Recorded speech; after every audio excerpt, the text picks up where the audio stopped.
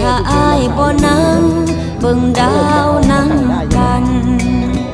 บ่มีก็ได้ปากซอยตรงนั้น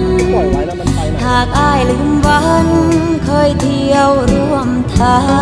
งมีไว้เฮ็ดหยังถนนหากอ้ายบ่สนมาเดินเคียงข้างเมื่ออ้ายเลือกคนผู้มา